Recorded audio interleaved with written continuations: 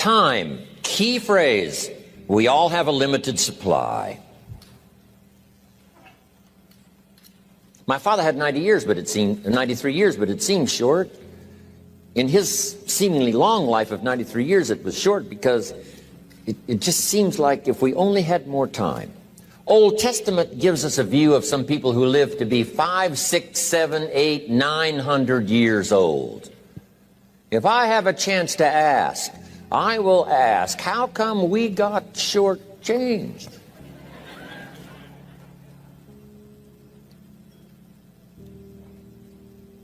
Wouldn't that be a good question if you had a chance to ask? Imagine 700, 800, 900 years to watch generation after generation after generation after generation stay healthy and well. I mean, you gotta be healthy to make it to 900. You gotta take your vitamins.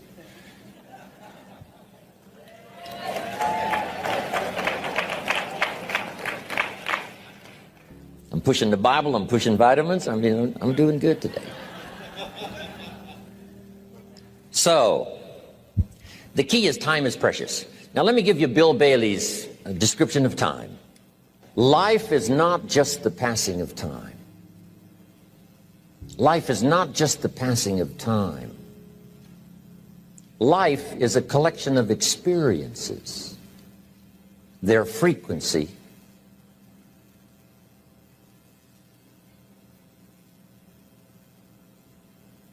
and their intensity.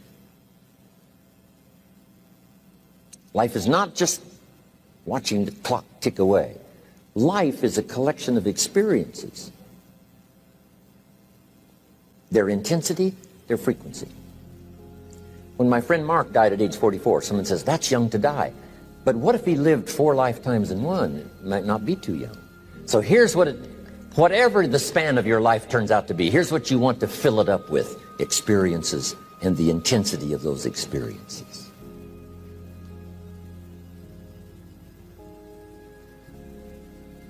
But now let's talk about the management of time. Here's one of the best ones. We covered earlier, when should you start building this hotel? Answer, as soon as you have it finished. Now jot this one down on time management. When should you start the day? As soon as you have it finished. Plan the day the best you can, leaving plenty of room for improvising and surprises and all the stuff that happens during the course of the day. But if you've planned a good, productive day, now you start that day, you can't believe how much more valuable your time will be. Don't start the day until you have it finished. Now here's the next one. Don't start the week until you've had it finished. Now to lay out a week is a pretty good challenge. Next, don't start the month until you have it finished. The places to go and the people to see and the productivity and the sales and the customers and the development and all the rest of what you want to accomplish during the course of 30 days. Don't start the month till it's finished. And then here's the big one. This is really challenging. Don't start the year until you have it finished. To the best of your ability. It can't be finished like minute by minute. But in terms of the sweep of what you want to accomplish in the year 2002, make sure that that's set and ready to go by the time January 1st rolls around. And it might get all upset, and it might get torn up, and you do a new one. You make so much progress the first 90 days that now you've multiplied it all by 2, by 3. Because that happened to me. I thought, wow, this is going to be a great year. By the time I'd finished the 3rd month, I'm rolling, I'm soaring. So many things are happening, I revised my whole year's plan. Okay. Now, jot this down. Approaches to the management of time. Here's the first one. Ignore the subject. I mean, that's good advice. Don't let anything overly bug you. Because remember now, you don't have to do anything. Someone says, well, I got to get a handle on my time. The answer is no, you don't. If you want to let it all go, you can let it all go. I mean, this is good advice. Somebody says, you ought, you ought, you ought.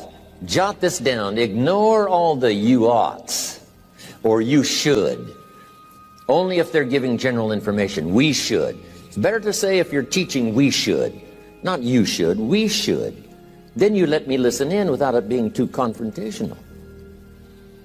If everyone did this, see, that'd be great. And then you give a person a chance to choose to do it or not to do it. But when you start the you ought, now see if I don't, now see we got some tension and maybe some problems. So you oughts seem to always create problems. When you're talking to your kids, you say, no, if kids would do this, not always saying if you did this, life would be better, but if kids did this, life would be better. It's like making a little talk and letting them listen in. And then it's a little less confrontational. It gives us a choice. In one of my seminars, here's what I teach. All life form strives to the max of its potential except human beings. All life form strives to the max of its potential except human beings. How tall will a tree grow? As tall as it possibly can. You never heard of a tree growing half as high as it could. No, trees don't grow half. A tree drives its roots as deep as it can, reaches as high as it can, produces every leaf it can, every fruit it possibly can. To the max. Every life form strives to the max, except human beings. Now, why not human beings? Jot this down. You've been given the dignity of choice. You're not a robot. You don't have to repeat this year the same as last year. You can tear up last year's plan, develop a new plan.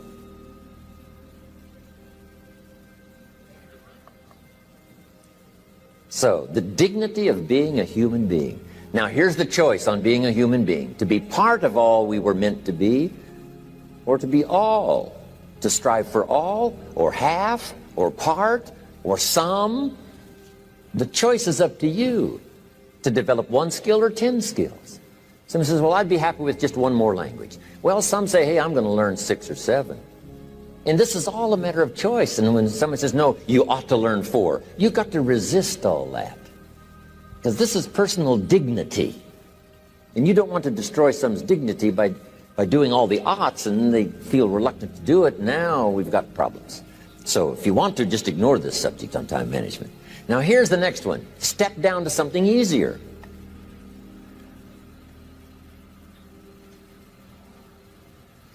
The guy's in sales and he says, oh, I want to own the company. Finally owns the company. Now he's got no time to play golf. He said, when I was in sales, I was making big money playing golf 3 days a week. Heck with this owning something. Heck with managing. My life was never my own after I started to manage. I'm going back to sales. See, this is the key. If you're getting too pressed, you might consider stepping down to something with a little easier time pressure. Little girl says to her mother, Daddy comes home, brings his briefcase and pats me on the head and says hello, disappears and works on his papers. How come my daddy doesn't play with me? And her mother said, look, your daddy loves you very much, but he's so busy at work, he can't get it all done, he has to bring it home. He loves you, but that's why he can't play with you. And the little girl said, why don't they just put him in a slower group?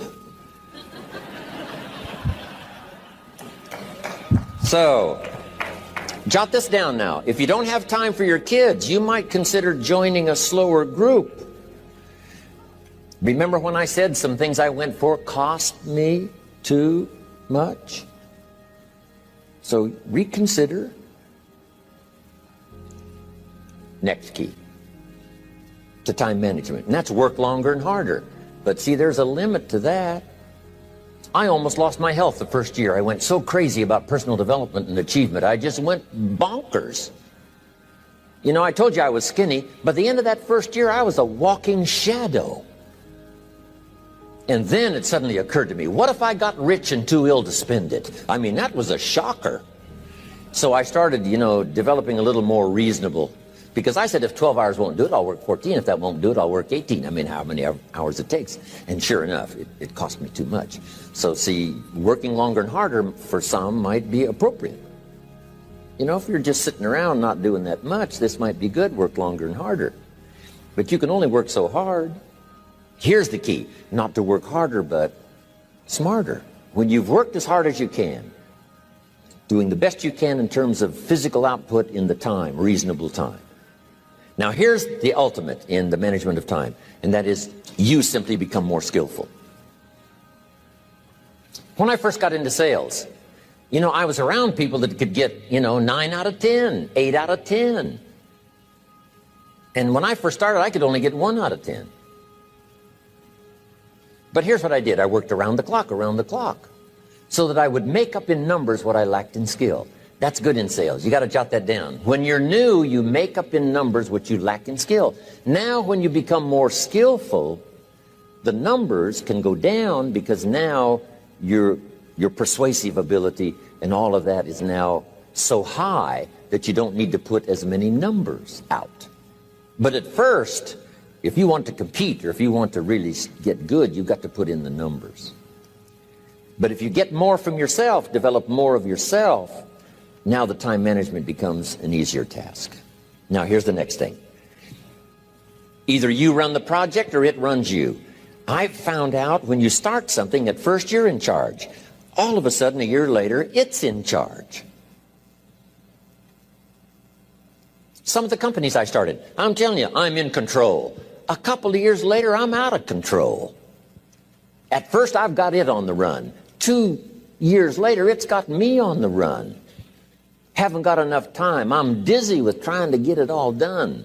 So here's part of the key, and that's to get in charge. Say, I'm going to take charge of my health. One of my albums is entitled, Take Charge of Your Life. Take charge of your time. Take charge of your resources, which we're going to talk about next. Take charge of your health. You're the one that's responsible for it. It's not a requirement of society that you not have a heart attack and take care of your family. That's not a requirement of society, but you must make it a requirement of yourself. Society doesn't require that you build a financial wall around your family nothing can get through. That's not a requirement of society. It's a requirement you impose on yourself to build a financial wall around your family nothing can get through. So impose on yourself this self-development of being in charge, taking charge of your life and your health and your future and your responsibilities and all the rest. Next, reasonable time is enough time to achieve all of your goals. Just jot that down. Reasonable time is enough time. I had to learn that. Reasonable time is enough time. Here's why. It's not the hours you put in, it's what you put in the hours.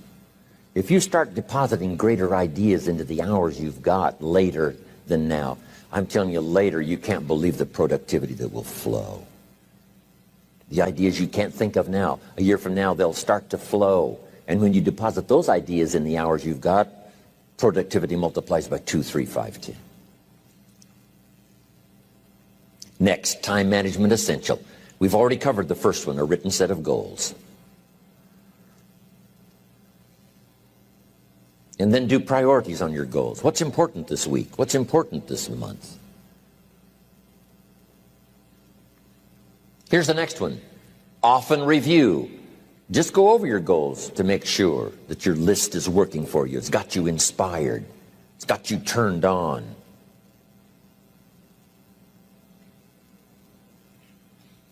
Somebody says, how come you're up so early? Say, if you were headed where I'm headed, you'd be up early too.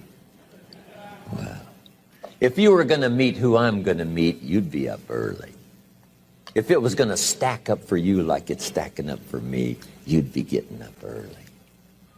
Wow. Here's some more time management essentials. Learn to study what we call majors and minors. You pick up the phone. Here's what you must say when you pick up the phone. Is this a major conversation or a minor conversation? If it's minor, a few pleasantries and you're done. If it's major, maybe you've got to make a few notes. So here's the next one. Important conversations, make an agenda before you make the call. Just jot down a little agenda. It's so easy now to just talk out of your head. Did you ever hear a conversation end like this? Let's see, there was something else. See, you don't look that swift. I can't think of it right now. I'll call you back. See, you look a little incompetent. Let's see, there was something. It escapes me right now. Really? So have you got this now? Make an agenda before you make a call if it's an important call. Now later that saves you all kinds of stuff. You call John in, the salesman, and say, John, remember those 4 things we went over? He said, no, we didn't talk about that. And then you pull out your daytime or whatever, and there's the list you made when you made the call. He said, oh, yes, seems like I do remember. And you've got him with your list. If it's just salespeople especially can talk you out of what's in your head. It's true. No, we didn't talk about that. And if you don't have a little proof, I'm telling you, it's gone. So make an agenda before you make a call. So what's major, what's minor? Now here's the key on this. Don't major in minor things. If you take up major time to do minor things, I'm telling you, you'll be behind the curve constantly. Here's what we learn in sales training. What's major time and what's minor time? Here's minor time, thinking about prospects. Here's minor time, making lists of prospects. Here's minor time, keeping books on prospects. Here's minor time, going to see the prospect. Here's minor time, evaluating the prospect after you've been there. That's all minor time. Here's major time, in the presence of the prospect. That's major time. And if you took a look, if you're in sales and you took a look at a week, you'd say, my gosh, I'm spending 90% of my time on the minor stuff and so little time on the major stuff in the presence of. How many hours in the presence of in my day? How many hours in the presence of during my sales week? Because the time that really counts is in the presence of the prospect. Majors and minors. Here's another key time management essential. Don't mistake movement for achievement. It's easy to get faked out by being busy. Guy comes home at night all exhausted, falls in the chair and says, oh, I've been going. Here's the big question. Doing what? It's not the going. Some people are going, and they're doing figure eights. I mean, their progress is small. So don't mistake movement for achievement. Here's another one in sales we learned. Don't mistake courtesy for consent. If somebody's pleasant and they nod, you say, oh, they're going to buy. No, they're courteous. You can't mistake courtesy for consent.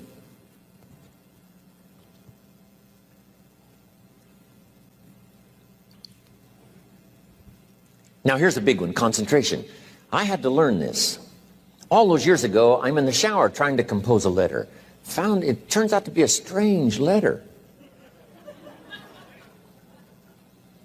So here's what I learned to do. Save the work till you get to the office. Save the work till you get to the work. Don't try to get to the office on the way to work. On the way to work, enjoy the way. In the shower, enjoy the shower. Then go to work when you get to work. I found this to be helpful. Concentration. Here's another big one. Learn to say no. I'm telling you, in such a social society we have now, it's so easy to try to be a nice person, saying yes, yes, yes to everything. Find yourself overloaded. Now you got to call and make the, well, gosh, you know, all the time it takes to back out of something that you said yes to too quickly. Here's what might be better. I don't think so, but if that changes, I'll call you. Little things you can use not to overcommit yourself. My friend Ron Reynolds says, don't let your mouth overload your back. It's a good one. Now here's a big one on time management. When you work, work. When you play, play. Don't mix the two. Don't work at play. I used to take my family to the beach and I would bring my briefcase.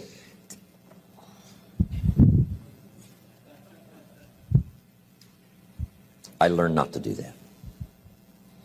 Or at the beach, I'm saying I should be at the office. I should be at the office. Now my family's upset because I'm at the beach and I'm thinking office, office, office. Now when I'm at the office, I'm thinking what? I got to get my family to the beach, the beach, the beach. So things are not going too well at the office because I'm thinking beach, and things are not going too well at the beach because I'm thinking office. Here's what I learned to do. At the beach, be at the beach. At the office, be at the office. When you work, work. When you play, play. Don't mix the two. Don't work at play. Now, here's one of the most important ones. Don't play at work. Work is too serious.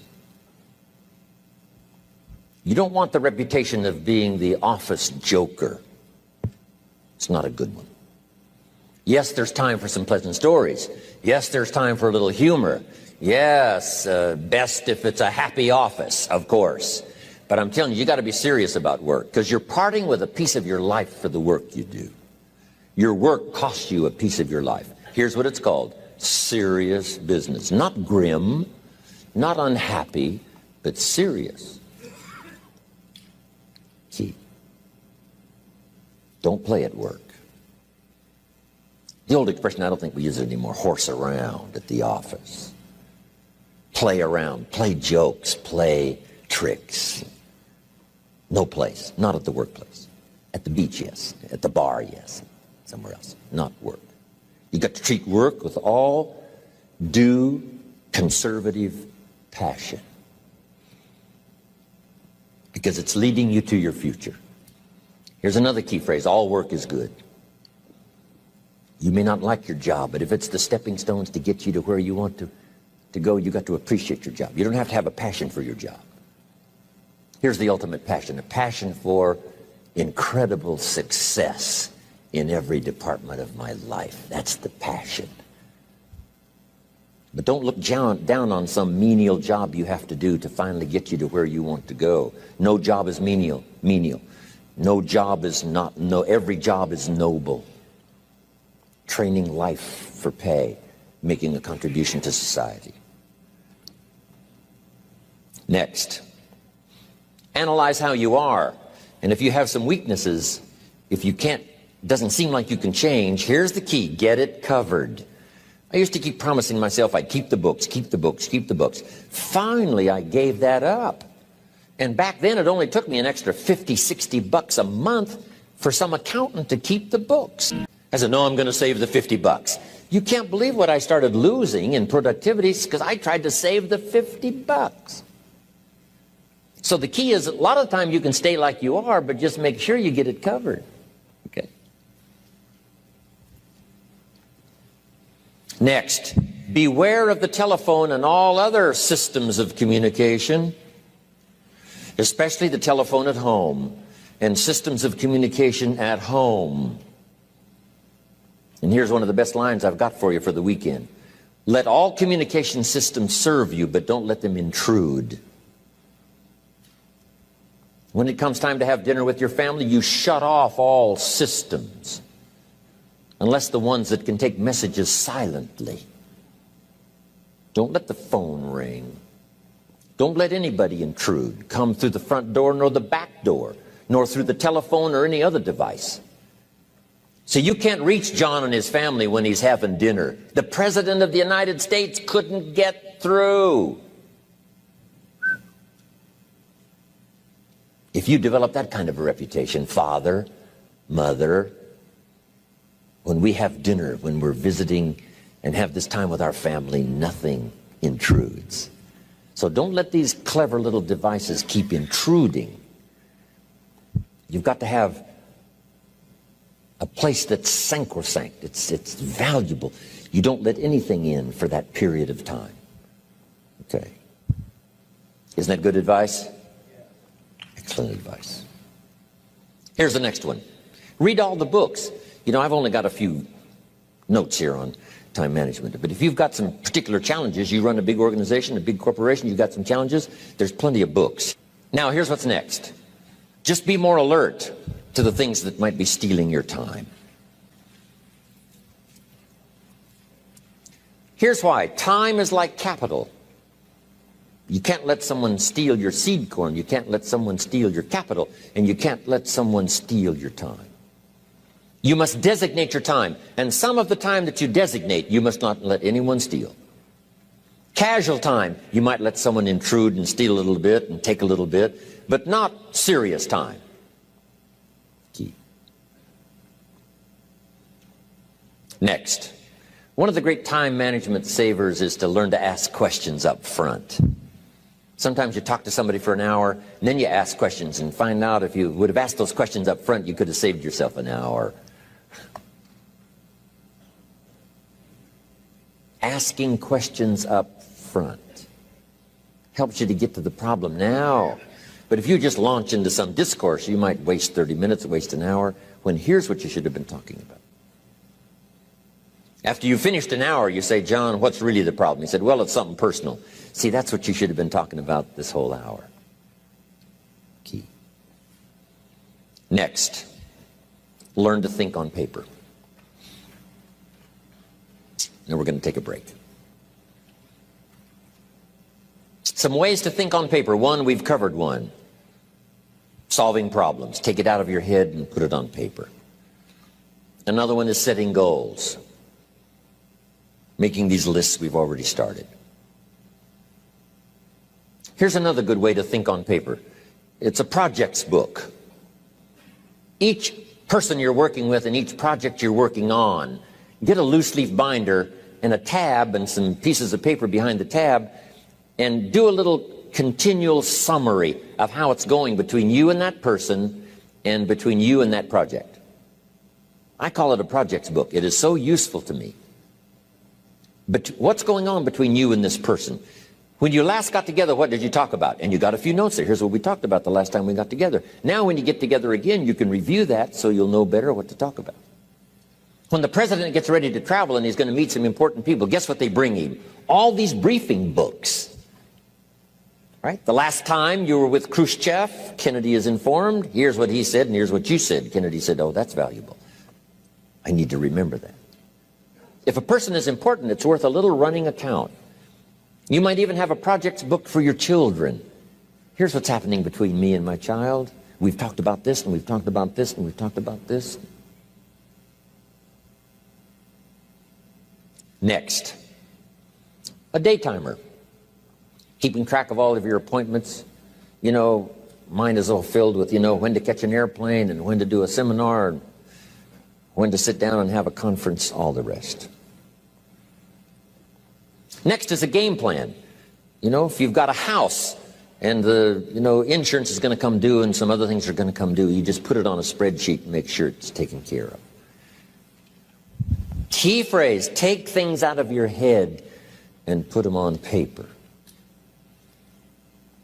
And the key is to just experiment with different ways that helps you to do that. Now here's the last one, thinking on paper, and that's to keep a journal. One of the things I'm known for around the world, have been now for 39, 40 years, is keeping a journal. Now my journal is not it's not necessarily it's not like a diary. It might be part diary. I'm flying over Ireland and I write down a few little things that impress me. Today I met this person. Wow, what an extraordinary event. Today I conducted this seminar in Rome. 1,000 people stood up and sang for me. I've got a little bit of a diary in there. But here's what primarily your journal is for. Collecting good ideas. A journal is to collect good ideas on your health, good ideas for your business, good ideas for your future, good ideas for time management. Because I used to take notes on pieces of paper and torn off corners and backs of old envelopes and rest placemats. And I threw all this stuff in a drawer. It did not serve me well. I finally learned to get a bound copy, right? And just keep a journal, right? If I was here, I had my journal, I'd be taking notes, right? These 2 days in my journal. Now, if you're caught without your journal, you just take the notes. When you get back home, you put those notes in your journal, throw the paper away. Because we don't usually go through paper to review. But see, my journals now make up a significant part of my own library. My journal's all reserved privately for my children and my grandchildren. Can you imagine what I've collected over the years? It's unbelievable. There are 3 treasures to leave behind. I think you've already got those notes, right? Here they are. Number 1, your pictures. Don't leave the event unrecorded. It takes only a fraction of a second to say, here's who I was with. When I travel the world, right? We take all these pictures And here's one of the gifts. People send me the pictures they took of me and them. It's part of the treasures I have on the farm. Incredible. A picture's worth 1,000 words to describe the scene, the emotion, what happened. Say, wow, this was an extraordinary day for me when I met these people. Here's what they told me happened to them when they went to my seminar 10 years ago. Wow, the drama comes back if you've taken the pictures. It's one of the treasures to leave behind when you go. Remember the old photographs that we have now of, 100 years ago, 70, 80 years ago, just a few photographs? What would it be like if you had thousands of photographs of the past, of your history, your mother, your father, right? Grandparents? So change all of that now for your children. Leave all your photographs as a record. Here's what's next to leave behind, and that's your library. The books that changed your life, the books that changed your health, the books that rescued you from oblivion, the books that you passed on to other people, they were so exciting for you, the books that made you financially independent, the books that developed your leadership, the books that gave you wisdom to ponder when things were tough, the books that got you through the winter, the books that helped you to plant in the spring and harvest in the fall. What a treasure to leave behind. If you do that, here's what's for sure. Your books will be more valuable than your furniture. Wow. Now, the third treasure to leave behind is your journals. The notes you took that helped you to live life as you lived it. Long after you're gone, a treasure that children, grandchildren, great-grandchildren will find so fascinating. They may use it to help guide their own life into their own future.